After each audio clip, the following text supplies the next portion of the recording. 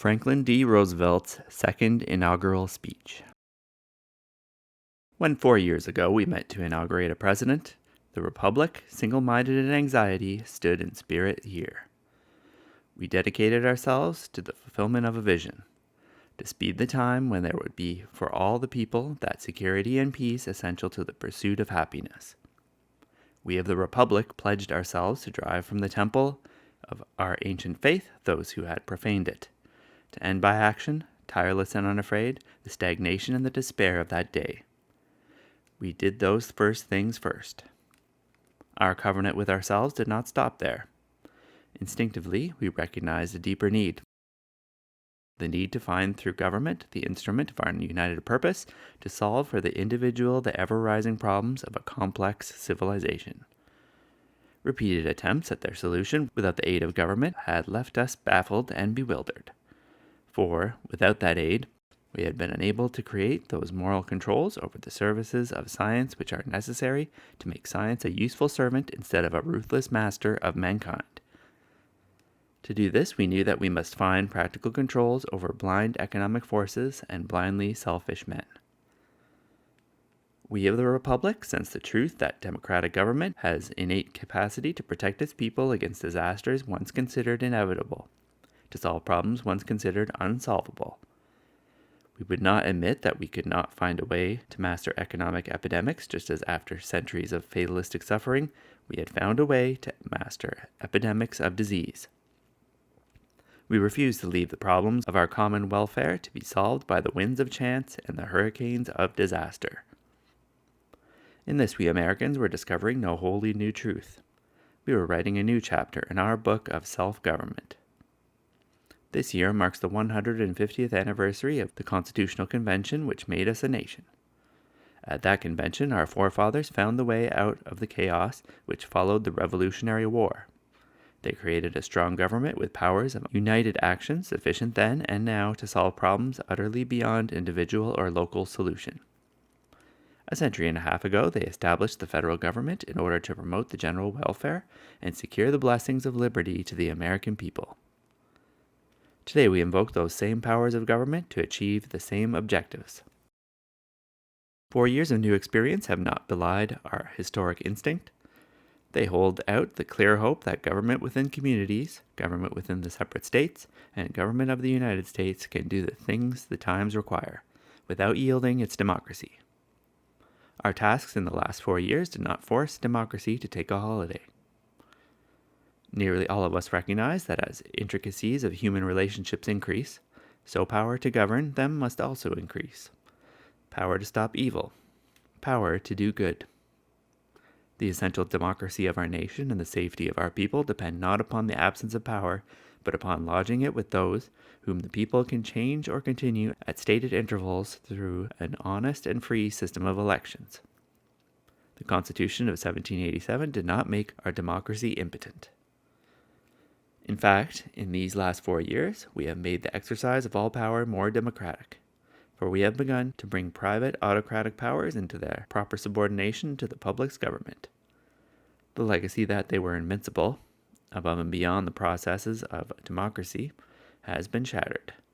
They have been challenged and beaten.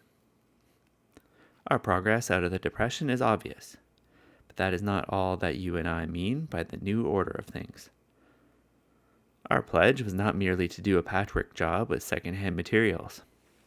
By using the new materials of social justice, we have undertaken to erect on the old foundations a more enduring structure for the better use of future generations.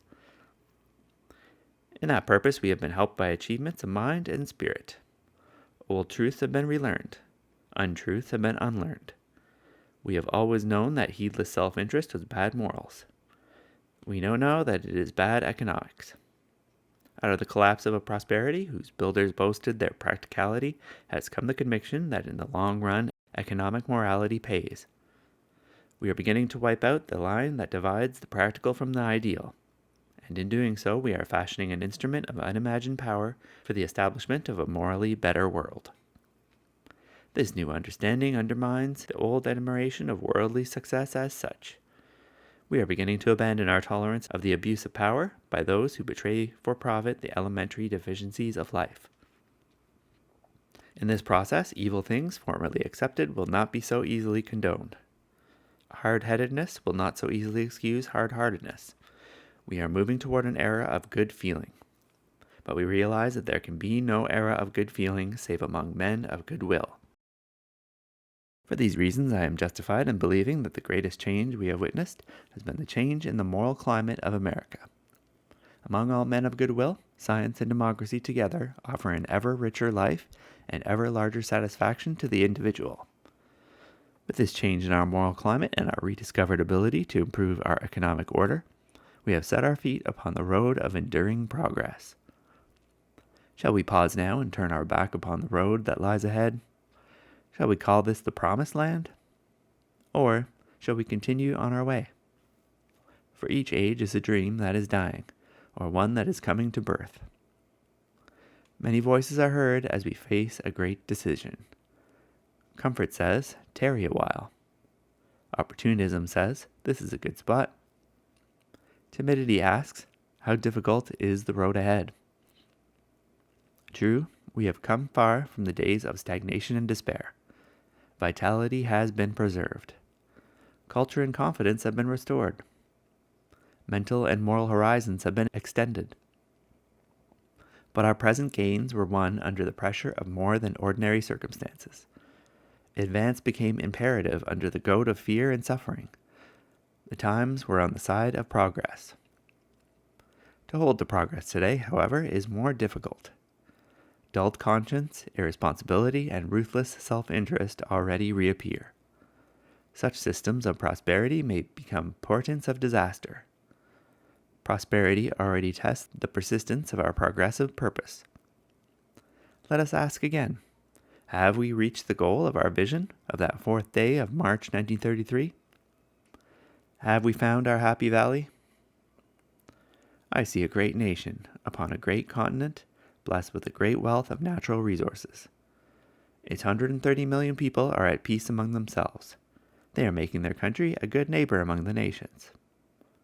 I see a United States which can demonstrate that, under democratic methods of government, national wealth can be translated into the spreading volume of human comforts hitherto unknown, and the lowest standard of living can be raised far above the level of mere subsistence. But here is the challenge to our democracy. In this nation, I see tens of millions of its citizens, a substantial part of its whole population, who at this very moment are denied the greater part of what the very lowest standard of today call the necessities of life. I see millions of families trying to live on income so meager that the pall of family disaster hangs over them day by day. I see millions whose daily lives in city and on farm continue under conditions labeled indecent by a so-called polite society half a century ago. I see millions denied education, recreation, and the opportunity to better their lot and the lot of their children. I see millions lacking the means to buy the products of farm and factory, and by their poverty denying work and productiveness to many other millions. I see 1/3 of a nation ill-housed, ill-clad, ill-nourished. It is not in despair that I paint you that picture. I paint it for you in hope, because the nation, seeing and understanding the injustice in it, proposes to paint it out. We are determined to make every American citizen the subject of his country's interest and concern, and we will never regard any faithful law-abiding group within our borders as superfluous. The test of our progress is not whether we add more to the abundance of those who have much. It is whether we provide enough for those who have too little. If I know aught of the spirit and purpose of our nation, we will not listen to comfort, opportunism, and timidity. We will carry on.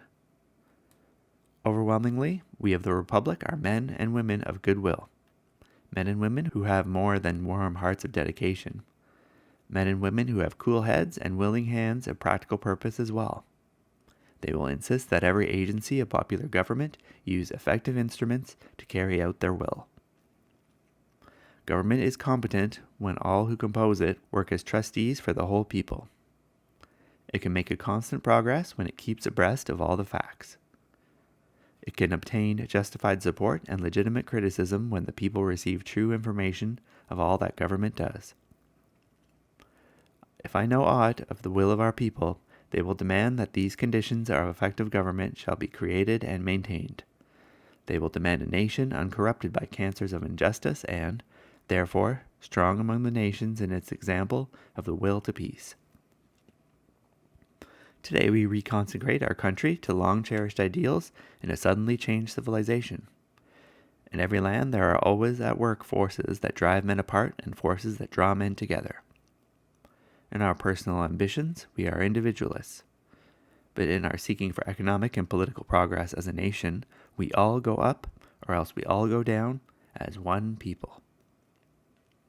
To maintain a democracy of effort requires a vast amount of patience in dealing with different methods, a vast amount of humility. But out of the confusion of many voices rises an understanding of dominant public need. Then political leadership can voice common ideals and aid in their realization. In taking the oath of our office as President of the United States, I assume the solemn obligation of leading the American people forward along a road over which they have chosen to advance. While this duty rests upon me, I shall do my utmost to speak their purpose and do their will, seeking divine guidance to help us each and every one to give light to them that sit in darkness and to guide our feet into the way of peace.